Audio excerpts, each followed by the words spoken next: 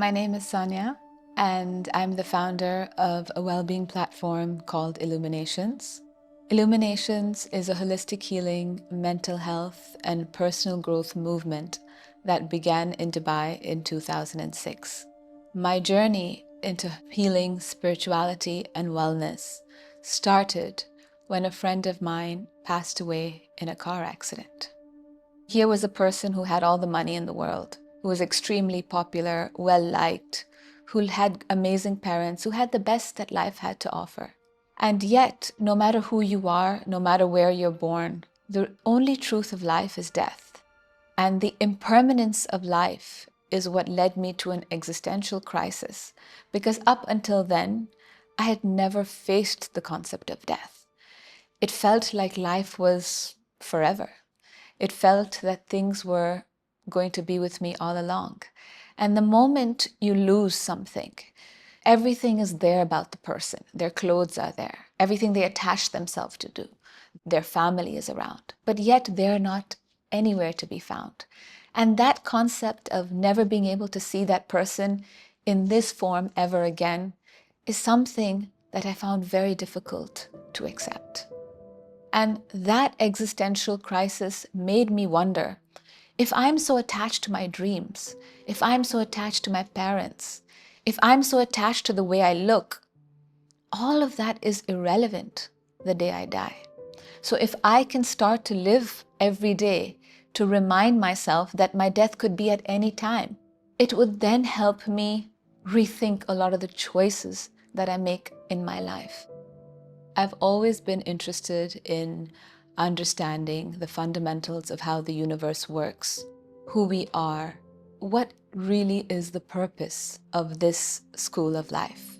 We attach ourselves to our goal, our fears, our ambitions, and our worries, when within seconds, the reality of life is that this is all going to end, and we have no idea when this is going to end. And a friend of mine at that time, when I was grieving, had given me a book called Many Lives, Many Masters by Dr. Brian Weiss. It introduced me to the world of the afterlife, the understanding of the soul, the power of the human mind and its capacity. That book intrigued me and led me to India, which is my birthland. And I came across an institute which spoke about past life regression and hypnotherapy. At that time, I'd met a doctor, and I said, I'd love to understand more about what the mind is and what is this power of personal growth that everybody's talking about. And this was back at a time when The Secret had probably just come out. People were not really talking about mindfulness and manifestation as they were talking, as it's so common today. And there was lack of awareness, especially in the Middle East, where I was currently residing. And so I visited this doctor, and within 20 minutes, my life completely changed. He introduced me to the power of how we are the creators of everything that is happening in our life. Everything that is happening around us is simply a mirror or a reflection of everything that's happening within us. And of course, if we want to change what's on the outside, we have no control over. But we always have the power to change what's on the inside. And what's on the inside is our thoughts, our behavior, our belief systems, our mind, our emotions, our energy, and what we carry within our body.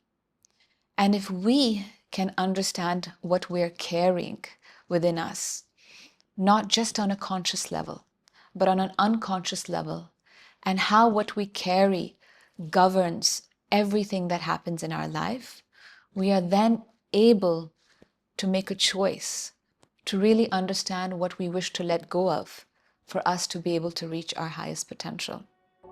So after I met the doctor, where he explained to me the power of the subconscious mind and how we are only operating out of 10% of our mind capacity, and how through the power of our thoughts, these thoughts influence our emotions, which affect our energy levels and eventually manifest into our physical body and reality, it was only then that I understood the concept of energy. So I was introduced to the power of hypnotherapy, where we can go back into the depths of our mind and tap into memories, experiences, and belief systems which we've unconsciously been holding on to. So later on in the day, I went to visit a hypnotherapist that was recommended to me. And that hypnotherapist conducted an induction where I was able to go deep into my subconscious mind for the very first time. I remember the scene. It was a bustling hall in a rundown part of Mumbai.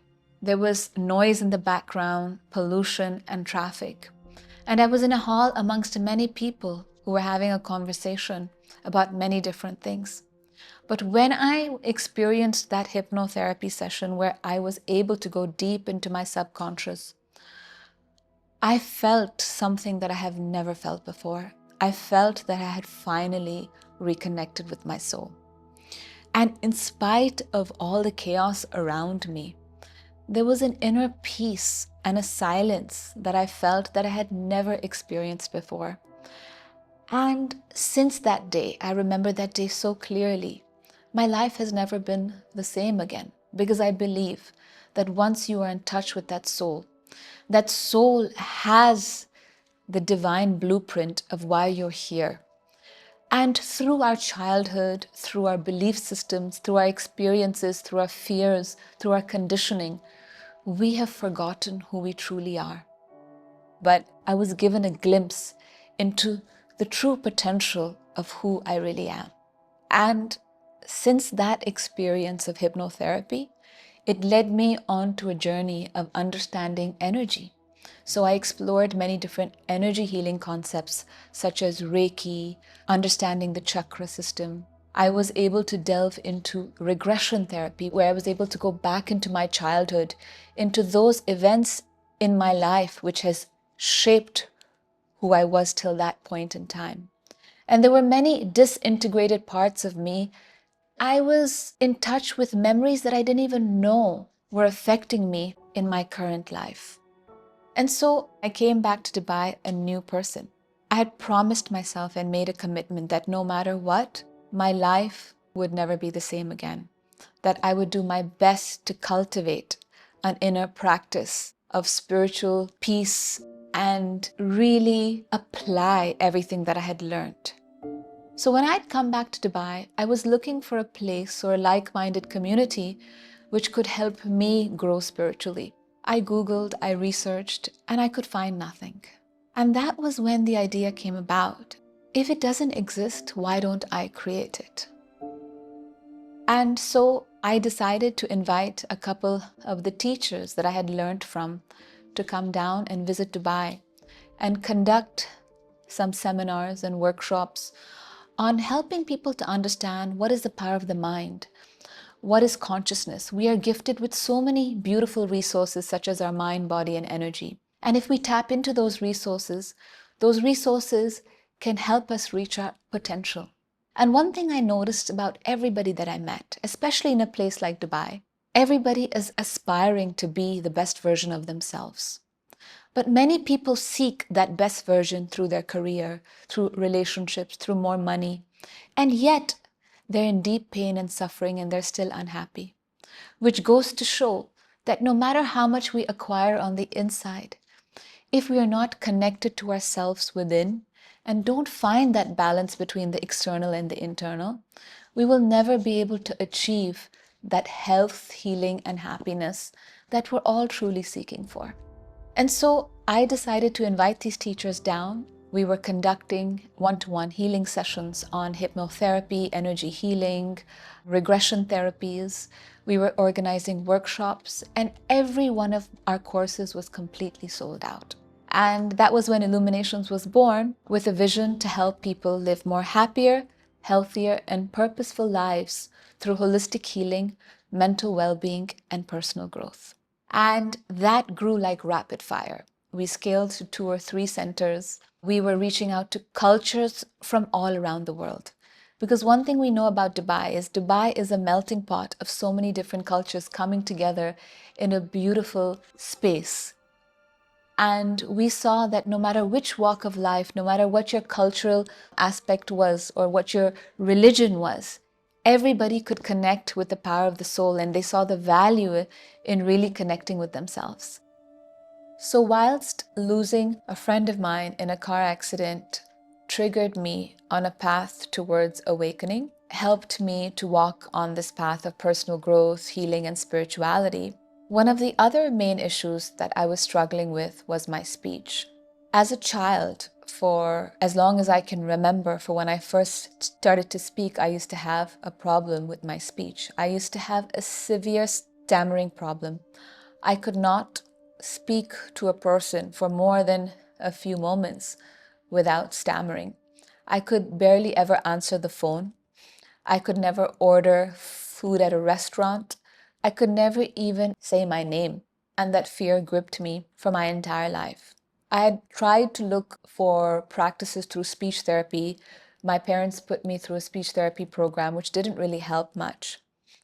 But when I got into spirituality and holistic healing, and when I started to undergo my hypnotherapy sessions, the first thing I started to work on was my speech. And within a matter of 2 years, I was speaking with 90% fluency. So for somebody who found it so difficult to express themselves and really communicate their truest emotions and feelings, I felt a sense of freedom that I had never felt before. So when people ask me, how has holistic healing and illuminations and all the concepts helped you? And I said, well, for one, I can actually speak. And the fact that I'm even expressing myself in this video is testament to the fact that once we start to heal our shame, once we start to heal our limiting beliefs, once we start to heal the fear of judgment of how other people perceive us, we are able to then really move towards long-lasting freedom from our fears. And when I started my journey, I think one thing that I was gifted with was having faith. Faith in a higher power or the universe. I was born and raised in Seoul, South Korea, and educated in London. And my parents came from a pretty affluent family.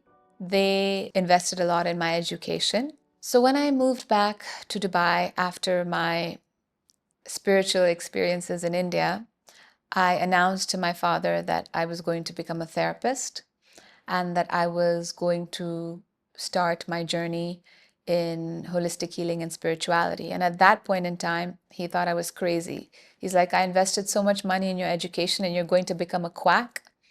And so for a couple of years, my relationship with my father was very tumultuous because he wanted me to focus on a more stable career and something that was known to him. Because at that point in time, starting a career as a coach or a therapist or a healer was quite uncommon. And I remember him telling me that he didn't approve. And I turned around and I said, well, I'm not looking for your approval. And so there was a bit of a conflict between us until my dad got sick.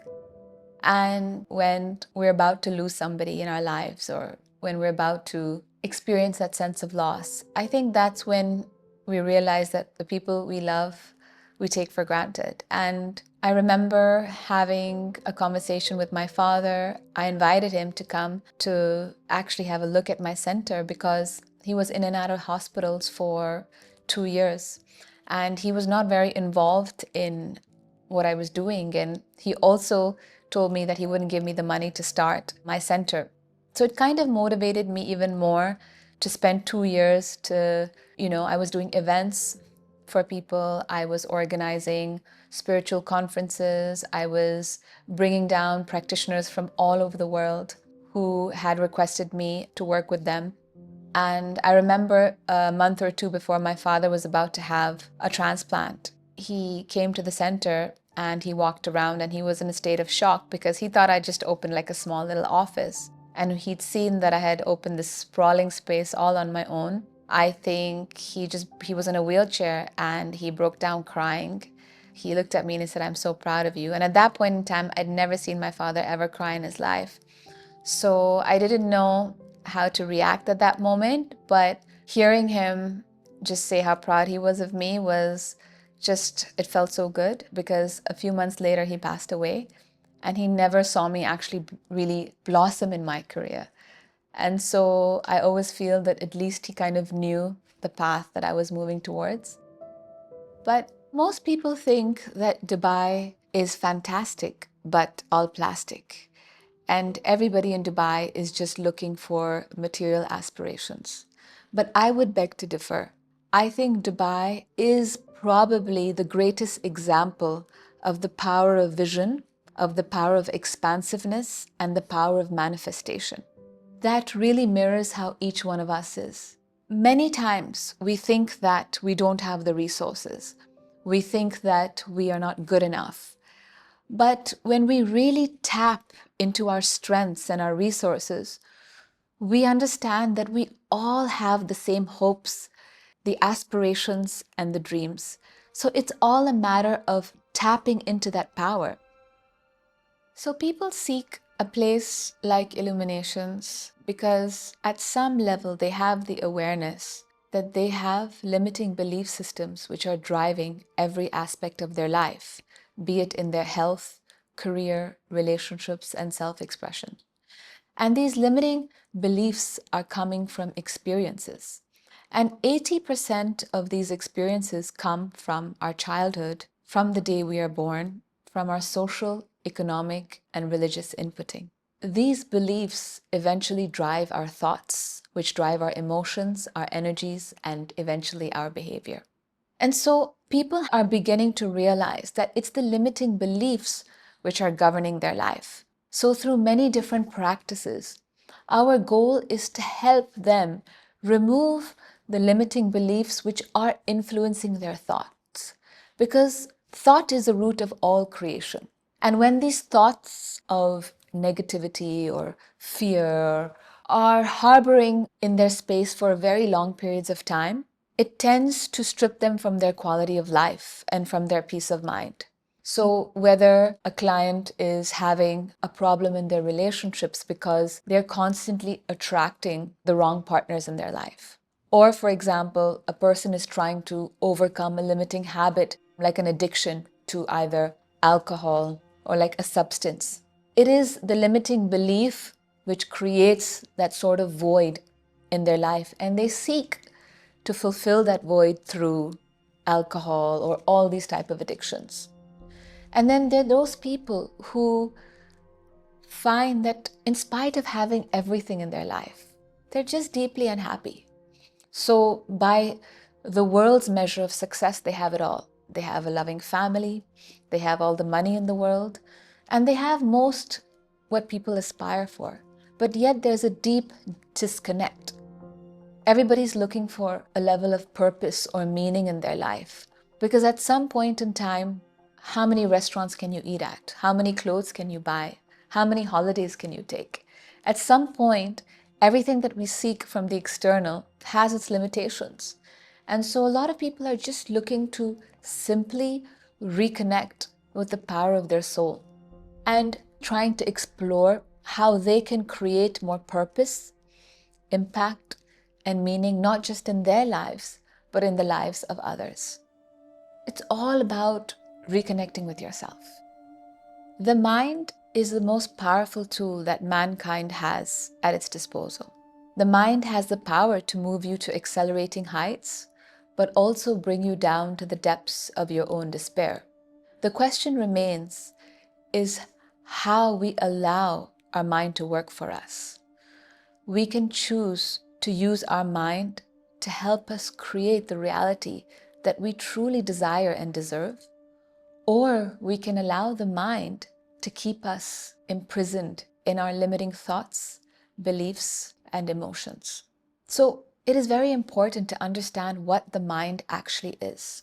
If we were to imagine a mind like a vibrating ball of energy, this ball of energy has two parts. The first is the conscious mind, which is only 8 to 10% of our awareness. The rest of the 90% is the subconscious mind.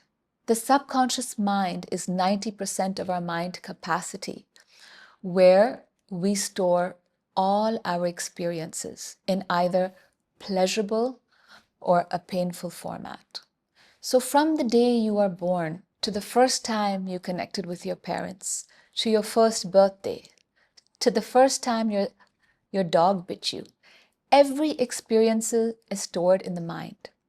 And as we grow older, between the conscious and the subconscious mind, you have a layer called the critical mind, which is where you begin to store your beliefs about life.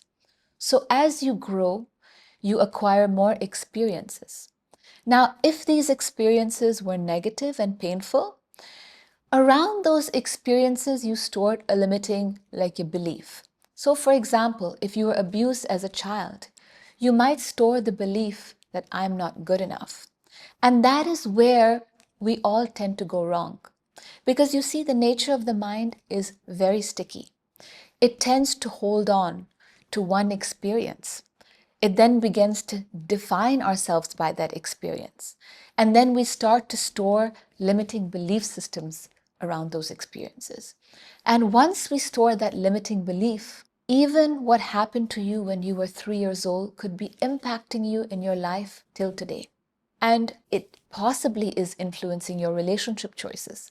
It is influencing your behaviors, your habits, your lifestyle. And so, as they say in all cultures and religion, the idea of not attaching yourself to any experience.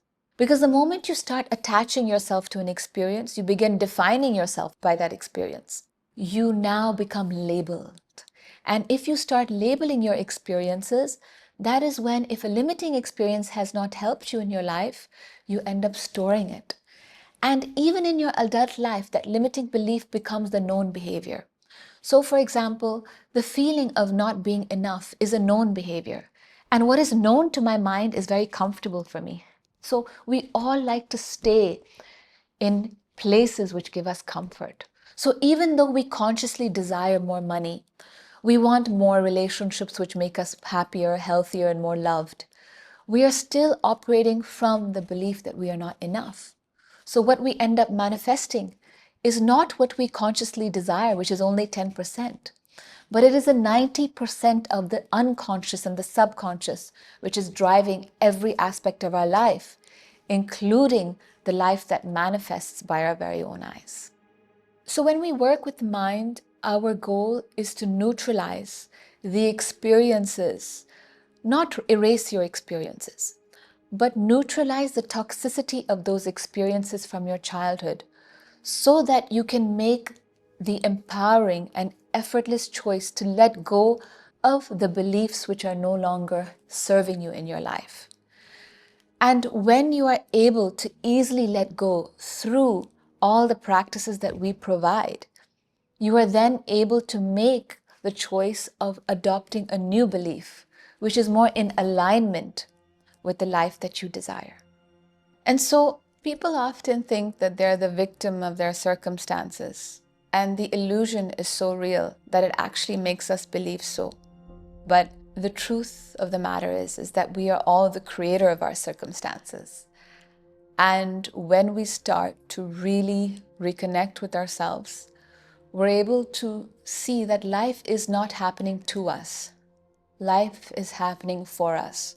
So as cliche as it may sound, your challenges, your obstacles are just another way for you to get to know yourself, for you to let go of the limiting beliefs that govern your life. It is only when life is not working for us and when we are challenged with something is when we truly begin to question, why me?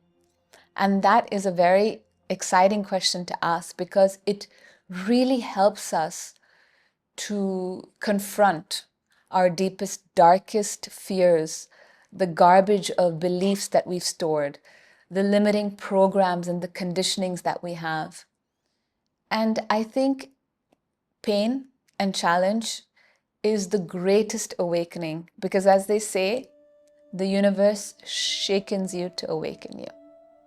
But I was teaching a class a couple of weeks ago, and one of the students said they have no issues at all and that everything in their life was perfect. So I led them to a practice where we helped them uncover layers of their emotions. And after a few rounds, they burst out in tears because we hold a lot of defense mechanisms in order to protect us from pain. But everybody stores emotions. And this was the same lady who was undergoing many chronic problems with her back. She had gone through many operations, and she didn't have the awareness at the time that those breakdowns that happened in her back and in her body were a result of years of trauma, of unprocessed emotions that she was storing in different areas of her body. So when we were able to slowly help her with a lot of empathy and compassion, release those layers of emotions, she was completely surprised at how much weight she had been carrying her whole life. So I think when people say that they don't have problems, it's because they have adopted the idea that ignorance is bliss. But people on the spiritual path know that whilst ignorance is bliss, awareness is true transformation and the key to lasting happiness. So when a person seeks healing, they're attempting to not just address what's on the conscious mind. It's important to understand that healing is integrative. It is not just about talk therapy, but it's about working on the subconscious mind, the nervous system, and the energy system. Because a lot of the layers of your deep-rooted issues, which are creating the symptoms in the first place, are stored in these areas. So when you work on practices like hypnotherapy, hypnotherapy helps you to work on your thought processes, your belief systems, which are deeply embedded in the subconscious. And if you're working on somatic practices such as body work, acupuncture, naturopathy, you are working on releasing the trauma that you've stored, not just in the nervous system, but also in the body. Because the body is where you store all your emotions and memories that you are unconsciously aware of. But I think when people seek therapy or healing, they're looking for that blue pill. They're looking for that magical 20 minutes that will change their life. But just like we go to the gym every day in order for us to get the muscle, or we have to eat healthy on a regular basis, I think spirituality is about a lifestyle. It's about cultivating a spiritual practice that works for you. Because by creating very simple daily habits and rituals for our lives, we're able to reconnect with our soul, not just as a one-off in a workshop or a weekend retreat or a therapy session, but we reconnect with the power of our soul, we reconnect with nature, and we reconnect with that higher power, whether we call it God or the universe or energy. It is important for us to really cultivate that practice. And within that practice, it might involve breath work. It might involve manifestation, meditation, visualization, journaling, affirmations. If we're able to create a sort of routine, just like we wake up in the morning and take a shower, we also have a routine for clearing our thoughts, for clearing our limiting beliefs, for clearing our energy levels. It is then only we can truly see the impact of living a spiritual life. But many people find it very difficult to remain in a practice of consistency because life takes over and we are creatures of habit. And moreover, we are creatures of control. But as we start to reconnect with ourselves, we realize actually we're in control of nothing. We have no control over the world around us, but the one thing we are in charge of is how we feel, is the thoughts we choose, how we decide to wake up. Today, the power of manifestation is probably one of the trendiest terms that people are talking about. And of course, it is true. Your thoughts and your beliefs have the power to create your reality because thoughts and beliefs are the most potent form of energy. And what we know about energy is that like attracts like. You attract that which you are in vibrational resonance with. We do have the power to influence our reality and our experience of life because your thoughts, emotions, and beliefs are the most potent form of energy. And energy follows the law of thermodynamics, which states that like attracts like. We attract that which we are in vibrational resonance with. For every action, there is an equal but opposite reaction. And energy can never be created or destroyed. It can only be transformed from one to another. And so you attract people, circumstances, and situations to validate the energy with which you are governed by. So I think there is definitely a principle. But I think people sometimes use manifestation as a form of trying to control the universe. Because at a certain level, we have to have the humility and grace to know that in spite of all the books we've read, in spite of all the knowledge we may think we have, our knowledge is quite limited if we understand the vastness of the universe. And sometimes we are not aware about the divine blueprint, the path for which our life is meant to take. And divine timing is perhaps one of the most overlooked aspects, that things may come to you, but perhaps not in the time that you may desire for it to come to you. And I find sometimes that people attach their ego to their manifestation. And when the ego starts to get involved, the ego is very limited in its perspective for what you might desire, whether it may be that relationship, that car, that house. You might think that it may be your highest potential. But do we really know whether that's our highest potential? I think our disclaimer in this case has to be really surrendering to the higher power of divine will and what the universe has in store for us. In the end, whilst I may desire something, I surrender to a higher power, knowing and saying, let it be thy will over my will. And we all have the power of a gift called intuition.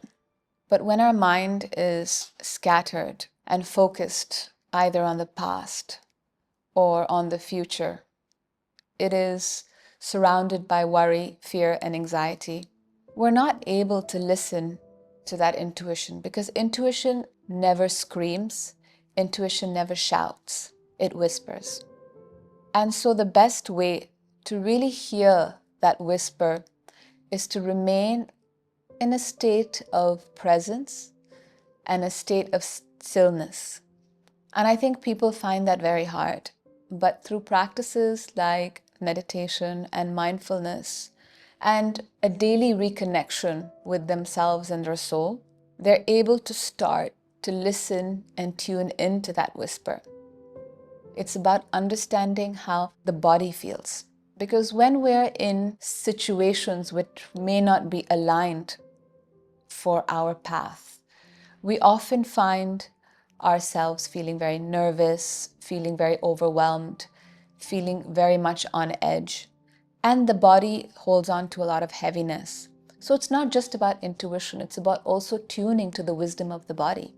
Because whilst the mind can always play tricks on you, one thing is for sure, is that the body holds wisdom, intelligence, and the truth. And the body never lies. So by really connecting not just with our intuition or our soul, but with the intelligence of the body, we're able to really decide for ourselves whether something in our life feels right for us or not. And so I think we are all spiritual beings having spiritual experiences in a human body. And inspired by the work of renowned author Michael A. Singer and his book, The Untethered Soul, when we ask ourselves, who am I? We are not our age. We are not our identity with our family. We are not our possessions. We are not our body, because the body keeps changing. I think who we truly are is consciousness expressing ourselves in this human form. And through that expression, we're able to impact people, we're able to uplift, we're able to serve. It is about our experiences, our growth, and our evolution. And that is all we carry, not just in this lifetime, but throughout other lifetimes as well.